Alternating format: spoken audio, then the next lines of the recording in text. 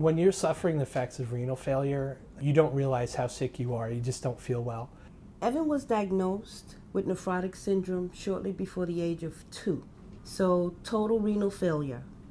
The thought of being on a dialysis machine 3 times a week at such a young age was just devastating to me.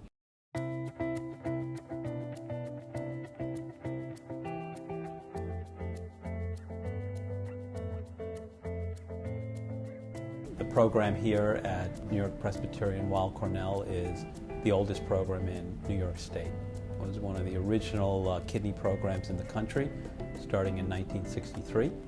We were the first in the state of New York to have a dialysis center, and the Rogosin Institute was the first to perform the first kidney transplant in the state. Originally, patients stayed in the hospital for several weeks because of all the anti-rejection drugs and the possibilities of infection. When you look back to when the program first started, there's been enormous advances. It was more disorganized in the old days, and Dr. Riggio and others have organized it in a computer-based system that when a kidney becomes available, it is now easy to pick out the person that is well matched to that organ and who has waited the longest time. We were one of the first transplant programs to get an organ preservation machine, preserving kidneys on a pulsatile flow that perfused fluids through the kidney while it was waiting for a transplant. With the advent of new medications, particularly new immune medications in the 1980s, the outcomes started to improve. And with that introduction of this drug cyclosporin, we doubled our survival rate of transplants, and bacterial infections kind of disappeared. And later on, more and more transplantations began to occur with greater success because of the medications that were invented. We have an extraordinarily well-functioning team approach here of different specialists contributing their best strength.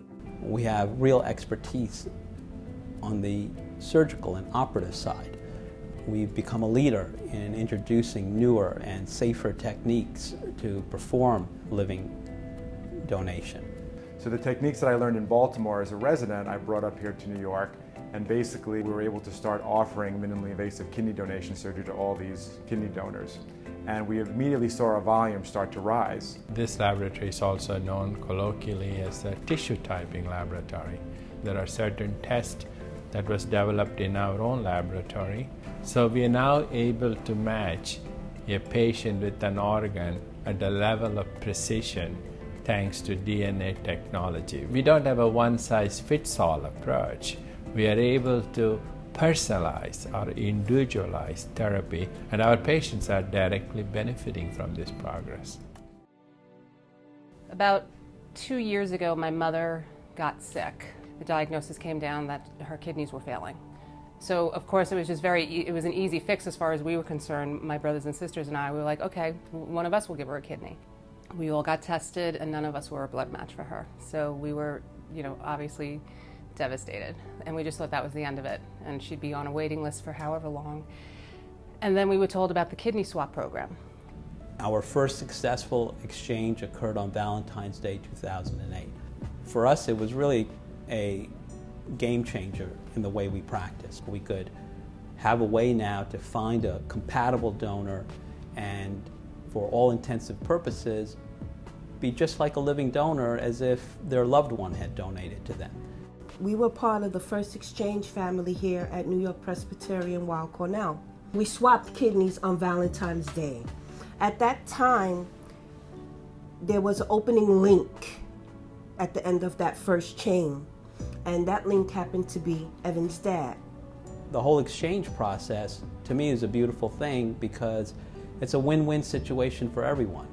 The family makes this magnificent gesture and provides an organ. So we're dealing with probably one of the most precious of all human gifts. So we take this, extraordinarily seriously.